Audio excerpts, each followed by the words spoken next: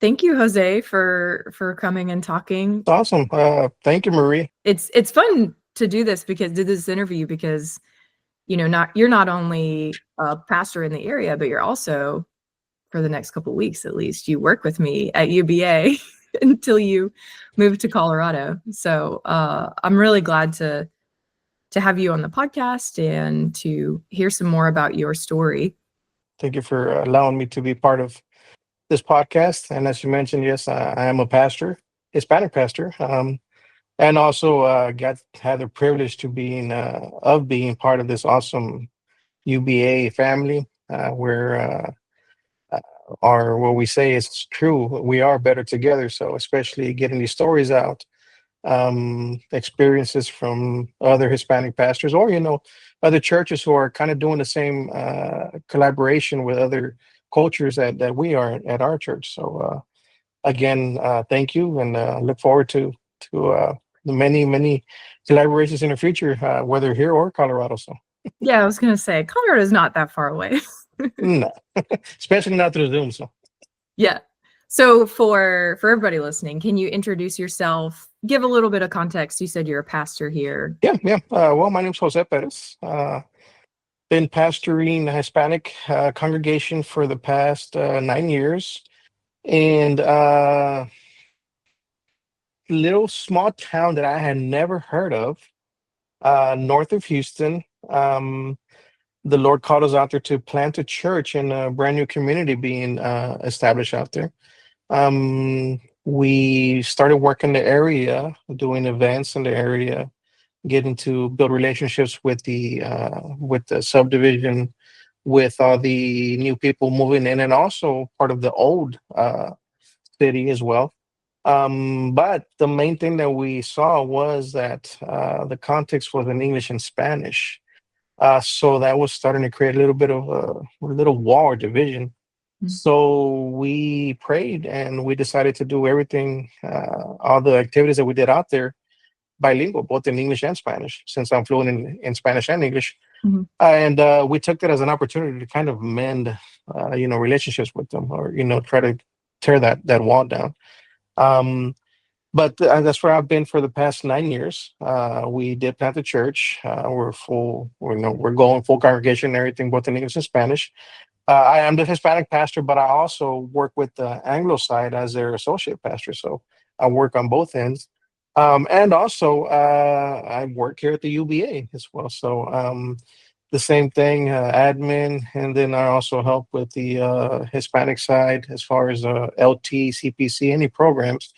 But also, we had the privilege of this year starting other programs in Spanish for Hispanic pastors. So one of the things that we've noticed is in the Hispanic culture, there's a lot of everybody wants to do everything by themselves.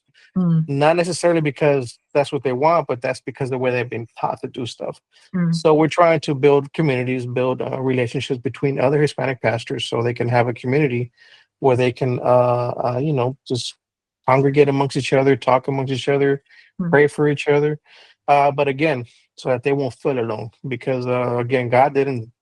He didn't create us to be alone. He created us to be part of a unified body in Christ. So that's what we're trying to do here as well. And I have the privilege of us working with that, starting programs like that. So again, I should think I'm blessed being a pastor, and also working here at the UBA. So Yeah. Well, and you said that it's kind of doing ministry in a silo in some ways is a Hispanic leader problem. I think it's kind of just a every ministry leader problem. Like you kind of get your head down mm, to work and but it is helpful to have networks, and that's something it's a cool thing that we get to do at UBA is bring different people from different parts of the city that are like, oh, this person on the other side of town is doing something similar, or maybe you just need a friend who's outside of right. your church context. And so, to have that accountability and friendship across the city, I don't know, it's really fun work to get to do. So, It uh, is. so tell me a little bit more about the church context that you were ministering in. You said, we've talked about this before, but you said that um, it was a new build, or the neighborhood, what was kind of the makeup of the neighborhood like? Well, the city where the church has been, the original church has been out there for I think 120 years. It's a Anglo church, a Baptist church, serving the city, obviously predominantly Anglo. All of a sudden, a developer bought a whole bunch of property out there and started developing property. So they targeted a certain community, a certain ethnicity, Mm. which in this case we're talking about Hispanics, Mhm. and they started selling them properties. Well, from people from Houston. Well, the thing is, their offer was very appealing to a lot of families because in Houston, where they couldn't buy or own, they were renting. This community was actually offering some sort of way that they can buy and purchase the land, and it would become their own. So the city slowly started becoming uh, filled with another population of ethnicities, um, and that started to create a little bit of tension Mm. for the original tenants of that city. And with time, it just started growing and growing and growing. But it's like they say, the more people you have, also the more kind of problems that you get as well. Mhm. Um, which really weren't problems, but I think they just kind of felt overrun, which is understandable as well. But Mhm. that's when we heard about the subdivision. As a matter of fact, we heard about it when I think it was 2 or 3 years already being built and already being occupied. When we first started working the area, I think there were like 8,000 lots already sold and occupied with Hispanic families. And in each family, you had at least minimum 3 to 4 of a size of a household. Mhm. So we had quite a bit of people out there. At the time, there were very, very little churches in the area. So we saw it as an opportunity to evangelize to the community and start building, relationships with them. So Mhm. again, our main our dream was, or our vision was, that God put in our heart, is we wanted to plant a church maybe inside of the community. So, Mhm. but that's a real brief story of it. Yes, it was. It's an old town with a developer purchasing land, and then people moving in, a different type of people moving in, Mhm. and then that's when kind of tension started getting created. So. Yeah. Well, and specifically, didn't the developer kind of found a loophole in the law to specifically kind of target people who are undocumented? So not just Hispanic people, but largely undocumented people moving to the area. They were families who have been here in the United States or here in the city for quite a bit of time, who either have never gotten a chance to become to legalize their status, or B, people who have gotten here from other countries who are very low income and are kind of throwing away their money with rent, and Mm. they found an opportunity with this builder that I don't know how they found a loophole, but they were able to buy and own land, so they went for it. So yeah. Yeah. I mean, it makes sense, but it does create a weird sort of environment, and I can understand why there would be some tension within the church, because there's sounds like there's some tension in the neighborhood or in the city. Is that right? Yes, yes. Well, unfortunately, and again, I'm saying unfortunately, the atmosphere in the church a lot of times reflects what you see out in the community. So, Yeah. um, and again, when we first started working out in that area, that is something that we noticed. There was a lot of tension between the Anglos and Hispanics. Mm. And again, I think when I started speaking to some of the families in English, they felt like they were being, overrun in their community. That was one way of looking for so many years, So, and even though maybe to us it doesn't make sense, but for the original tenants of that area, yeah, it makes perfect sense. So, Yeah. Well, that's something we see a lot here in Houston. I think in lots of cities where, you have a community looks like one thing, and then over time, just the community around a church, or, a church looks like it's community. Over time, the community kind of changes demographically. And so the question is, does the church become a commuter church as people move out, or do they really reach the neighborhood? And how do they overcome, as you were saying, some of the like tensions that exist out in the world, in the streets, in the neighborhood?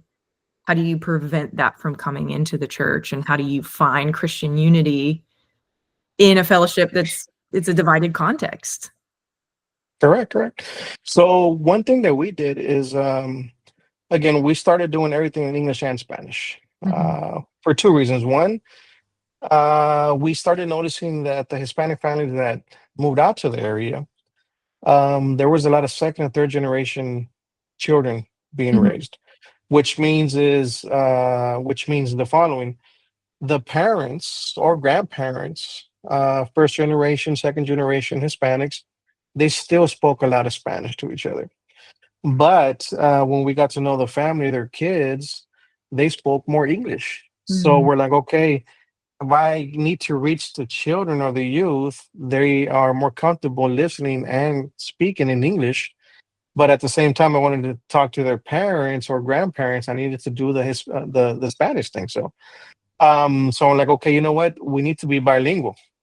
And then on the other hand, as well, we had this whole other group of English speaking non Hispanics who also needed to be reached and also, I guess, needed to be discipled and also maybe reminded that we all are all God's creation Mhm. um, in their language, in English. Mhm. So, what I've seen other times, and which I really think was a mistake, is when we just focus on one side of the demographics Mhm. and just cater to them in their language, well, we forget that these other people are feeling left out or feeling overrun. But if we Mhm. try to include them as well, we're doing two jobs in one. We're also trying to include them in the job that we're trying to do here for the Lord in their own language. So now they're feel as much as a part of this as the Hispanics do, and Mhm. then that wall gets kind of lowered little by little Yeah. until it's totally gone. So Mhm. that's one method that we used when we first started working out there. We did everything bilingual. So Mm. Yeah. So what did that look like? Like, because I mean, I feel like bilingual. I mean, I have a degree in foreign language ed, so I love I love this kind of stuff. But like bilingual can complicate some things because it's like, how do we promote everything? And so, what did that look like? Like, how did you guys do that?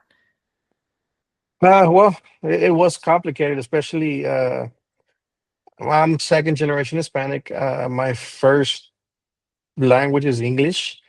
So anything that I tried to say, I would always come out in English, and then I'm like, wait, how does that translate to Spanish? So it is a lot of work.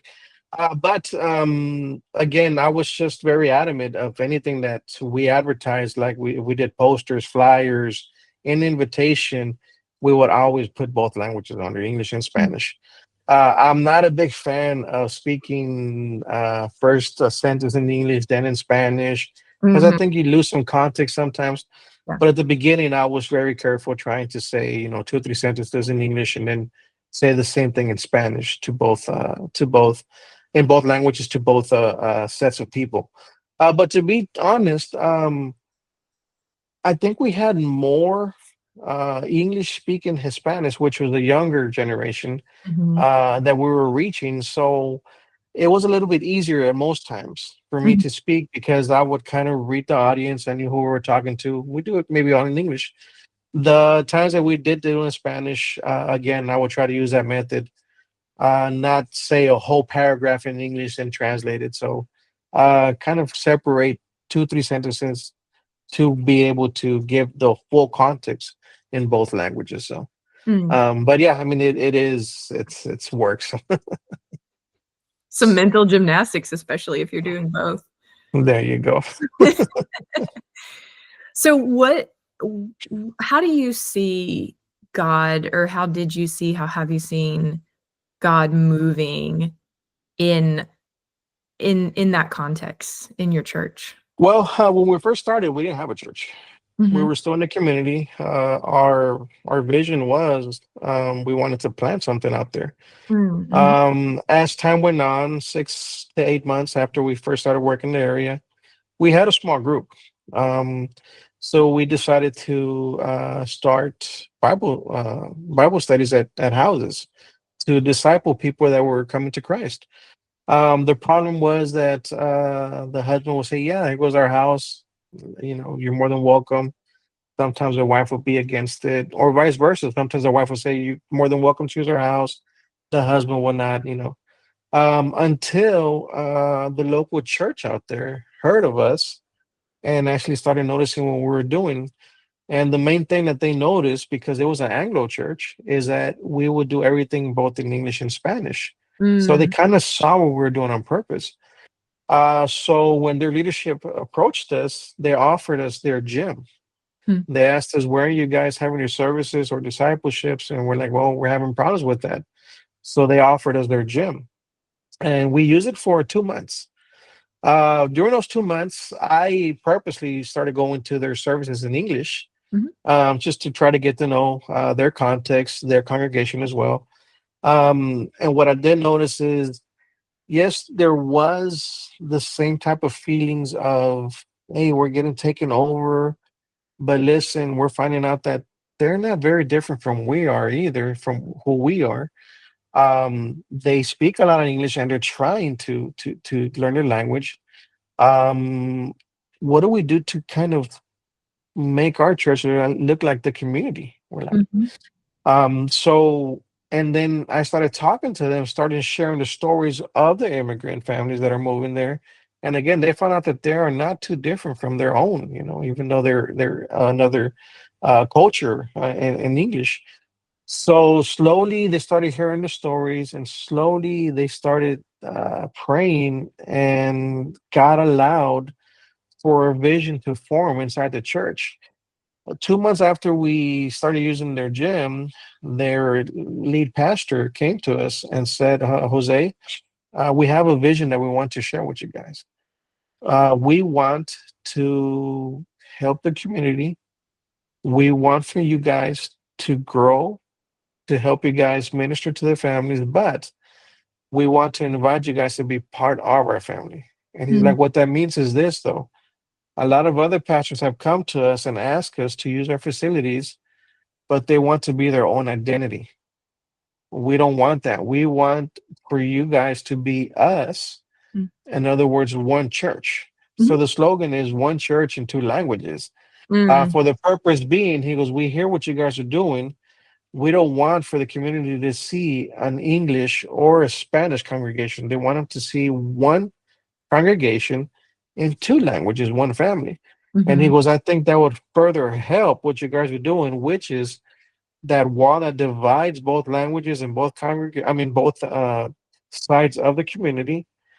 When they see you guys unite with us, that would help the cause." And I fell in love with the idea, and we said, "You know what? Let us pray." And God just put everything in order. About a month later, we sat down again, sat down with the congregation. We had already had a small a core group of leadership in our side, and we just all fell in love with the idea, came together, and we decided to join a church. So again, we were not two churches; we were one church, just in two languages. So That's cool. Yeah, it's interesting because, well, and one thing that happens a lot in Houston, I'm not sure how how it looks in other big cities, but one of the cool things that we get to facilitate or see happen here in Houston is you'll have an established church in an area, the community changes, or their church planning, ethnic church planning work happening around a more established church. And, an issue in Houston and every city is space. Like, how do you find the space? How do you rent yeah, out a space? And so several churches in our association will share space. But, and these are just two different models. So y'all's church did more of a, we want to be one unified congregation and not just a collection or network of churches that all share the same facility. which actually helped us out a lot. The main problem with a lot of church plants is their mentality is, okay, we have to have a building first to gather the people in, and so forth. Well, the problem is when you start that way, you're actually putting more weight on you as far as Mhm. financial weight. How are you going to pay for the building or pay for this and that? So I think God opened doors like that on purpose for us. So when we actually joined the church as one family, that also helped me time wise, as far as I could concentrate now more in the community. Once people were coming to Christ, we had a place to disciple them, and we had a team already built to send them to get discipled, to plug them into the church, whether it was English or Spanish. And again, I think that's what Mhm. helped the congregation in both English and Spanish, is saying that, okay, we don't want to just send them and plug them into the Spanish side. We want both sides to grow, which is something that I worried about a lot. I didn't want the Hispanic Mhm. side to overtake, just the Anglo side. So for other families that were speakers, we plugged them into the English side on purpose for that. So again, our vision and our goal was to tear down that wall, to Mhm. make the church look like the community. And again, the community was Anglo and Hispanic at the same time.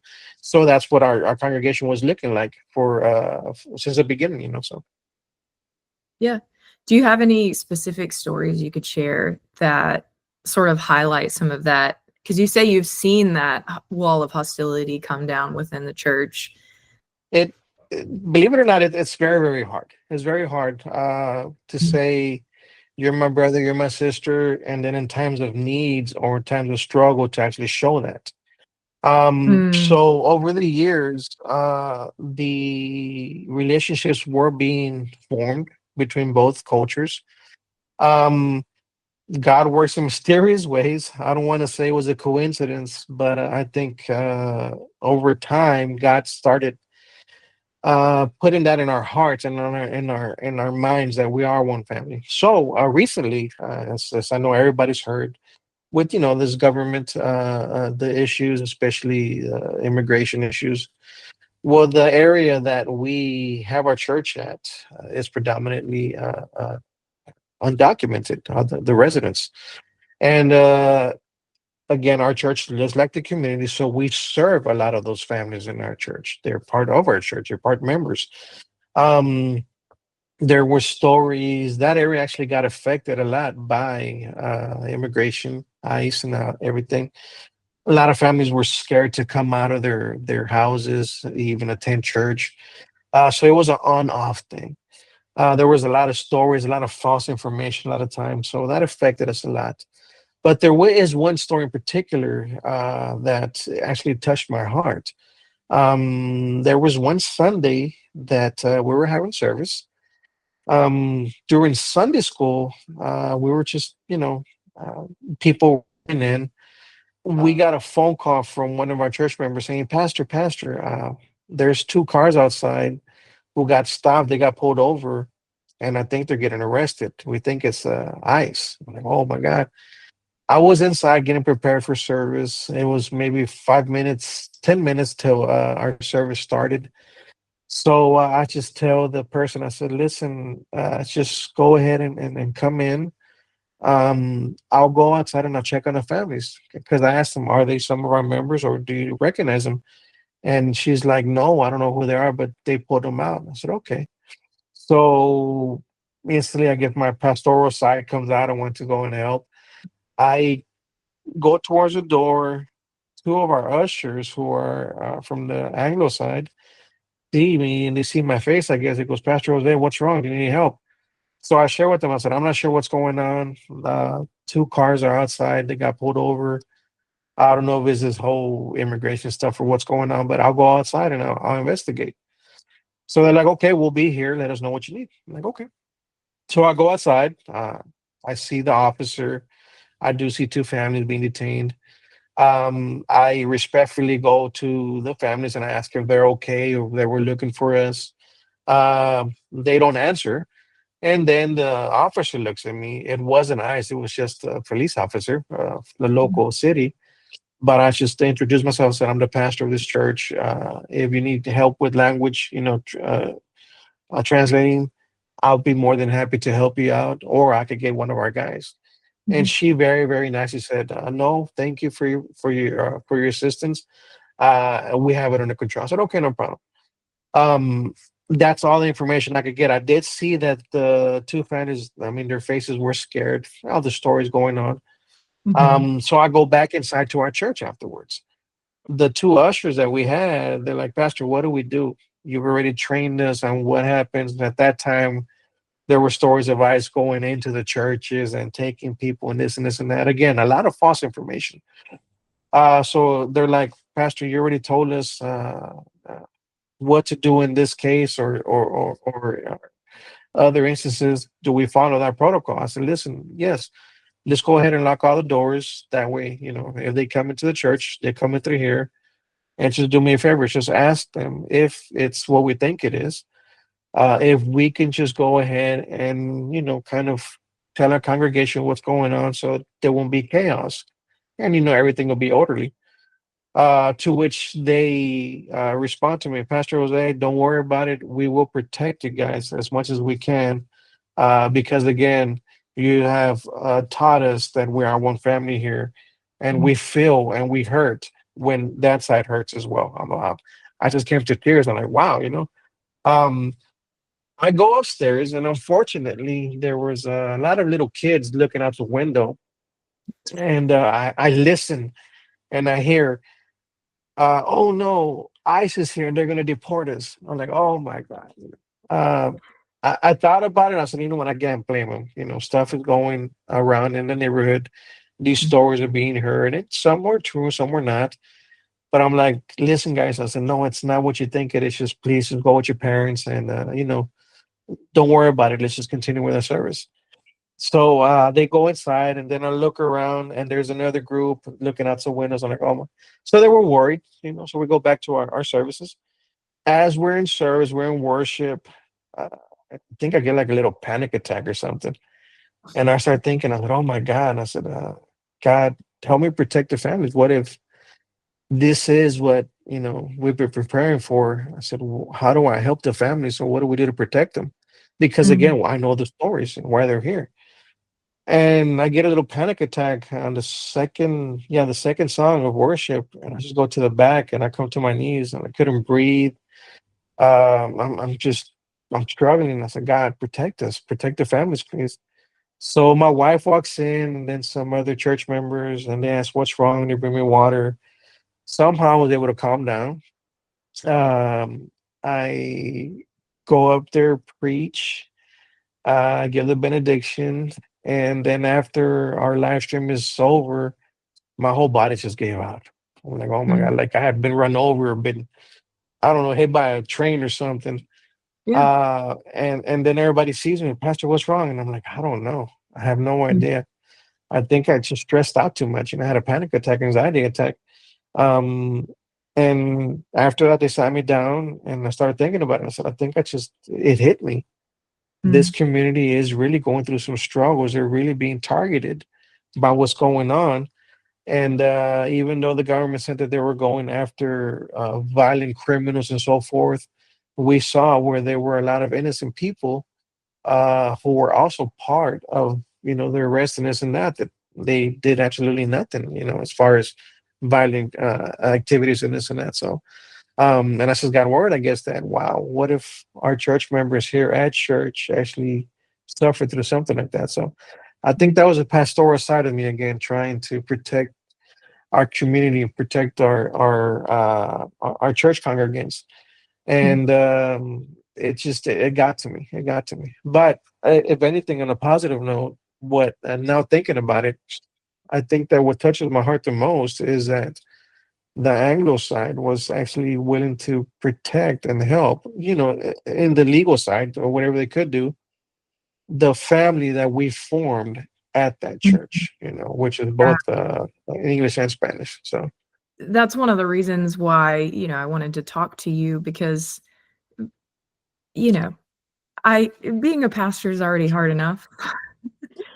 And and, the term pastor, shepherd, and the way we use the adjective pastoral to describe somebody who is really a protector of the flock that God has given them.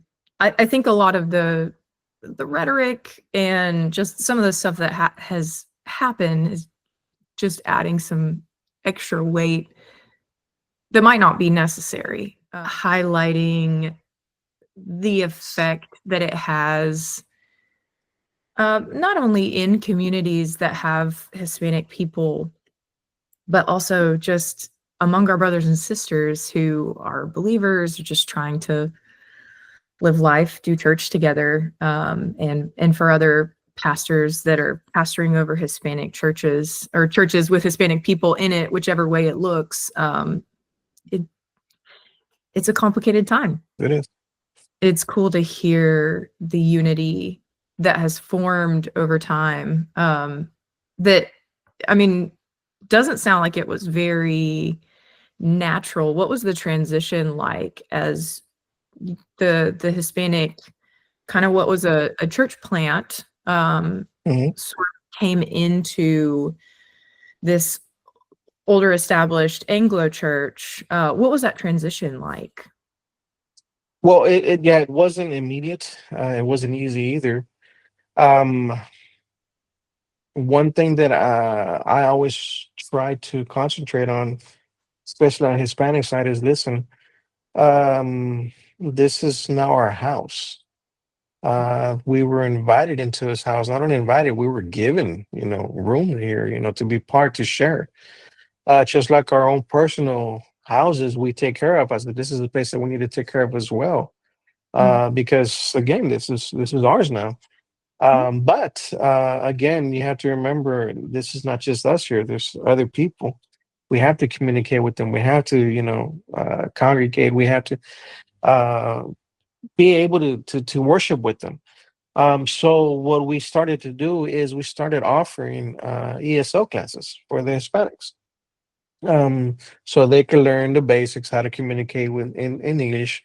But what we saw was that the Anglo side also wanted to learn Spanish to communicate with them. I was like, wow.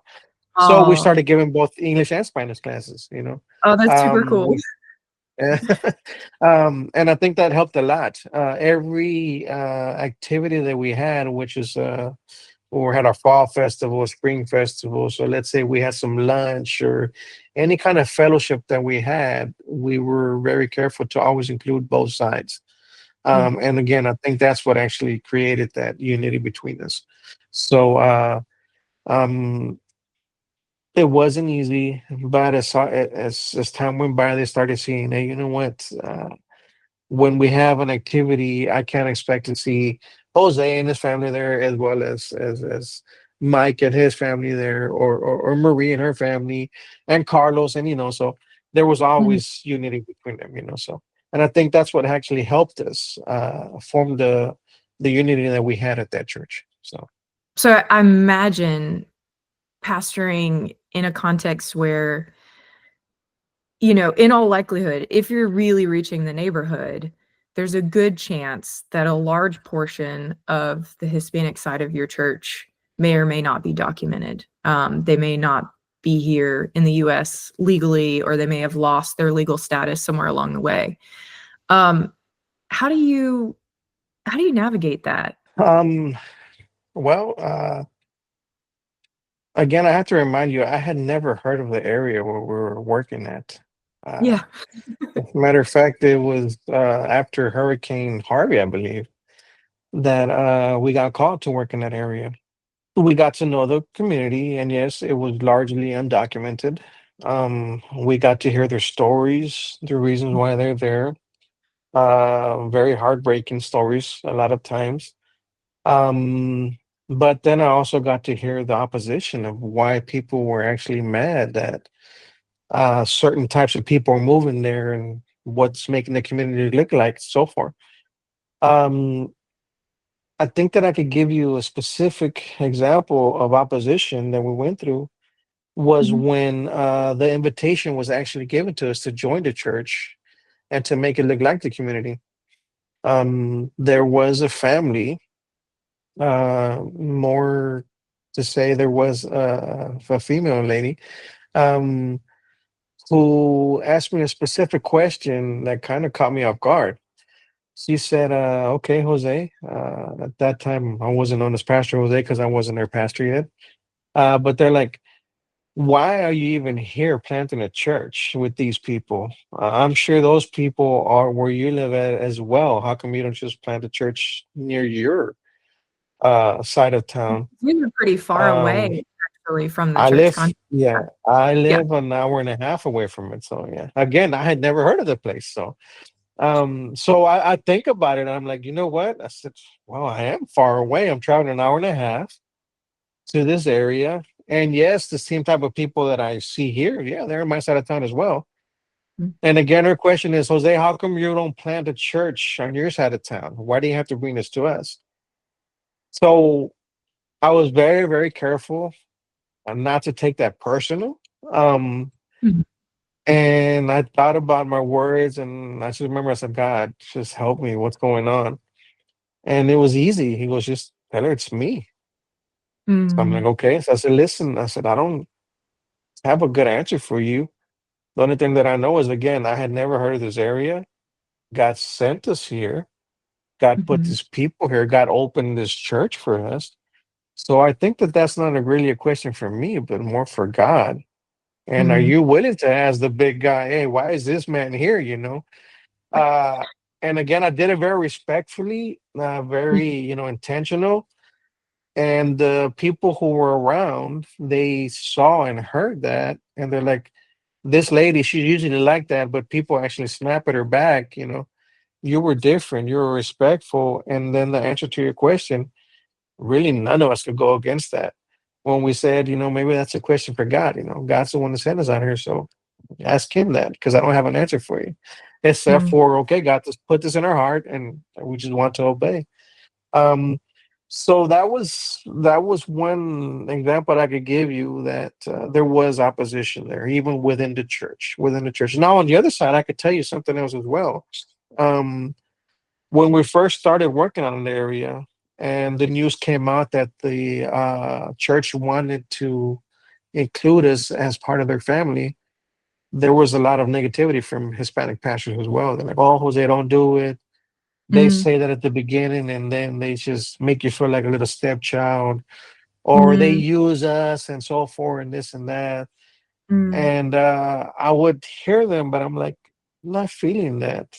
What we are building here or what they're offering, it feels God sent. It feels legit. mm, You should come and see this because I think you're totally off. So when we went ahead and decided to go ahead and join them, a lot of those pastors are like, "Oh, you're not going to last 6 months." Well, here we're on 9 years afterwards, and now they're coming to us and saying, "Hey, how did you guys start?" So we didn't want to listen to opposition, whether it was from English or Spanish. We just went ahead and listened to what God had put in our hearts, and I mm. believe that was key, and that's how we were able to form our congregation there. So Yeah. Well, and I think that's, the broad strokes of what we're trying to talk about in this podcast project is, we don't get to determine the times and the seasons of who lives where. Like that's God's job. Like we don't yeah, we don't get to determine the political moment or the makeup of our neighborhood or any of these things. All the God asks us to do is to be faithful, to share the gospel and to make disciples. And so, there's lots of different kinds of ways we can do that. And so, yeah, I just wanted to thank you for sharing your story, sharing your side of it, and a little bit of that piece of, it's complicated to be in a cross-cultural or in a multicultural community. But it's also really beautiful in a lot of ways. And it's cool to yeah, see yeah, how God creates unity in a place that you wouldn't imagine to find unity. yeah. I think one big part of being a church we have to remember is God called us to spread the gospel all over the world. He didn't just say just to the Jews, just to Gentiles. No, to all over the world. But one of the main things that God uses for us to be able to share the gospel is that He reminds us that we have to be compassionate of our neighbors, compassionate Mm, of our brothers and sisters. So one of the big things, especially when the news, both left and the right side, started being very adamant about all the new government laws and this and that, they tried very hard to destroy unity where unity was at.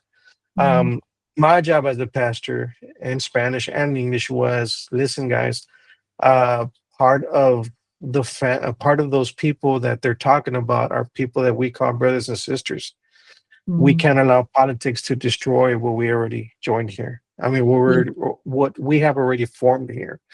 Mm, Um, there were some people who forgot about that, and they're like, Pastor, please forgive us. Please tell the congregation as well. I said, no, I don't have to. They understand as well. They've also let their hearts get a little bit out of focus because of everything that we're hearing. But we forgot that what we're actually formed here, we're trying to go against it. So mm, as a pastor, being a Hispanic pastor, and actually, I do know that it's not only the Hispanics that got affected by this; it's a whole bunch of other cultures as well, other from Haitians, Cubans, everywhere. Again, we have to remember we are a church family. We are a universal body of Christ. We all have our specific jobs to do, but the only way that that is going to work is that we remember to be compassionate towards our brothers and sisters, and also remember that unity is what brings it all together. Doesn't matter mm, we're white, black, Asian. We are all chosen by God to be His representatives and His children. And the only way that works, again, is unity and compassion. So that's one thing that mm, I've always tried to keep in heart. I don't consider myself a Hispanic pastor and I just tend to the Hispanics. No, I serve wherever God puts me. You just mentioned it. We're actually being called to serve in Colorado, where there is mhm, a large Hispanic population. But I just fell in love with the heart of the church that called us out there. They're like, Jose, we want to reach the whole community, black, Asians, Indian, everybody that God puts in our neighborhood and even around it. That's who we want to serve. I'm like, wow. So we have to remember that we have to show compassion, and also we have to serve everybody who God puts in our way. So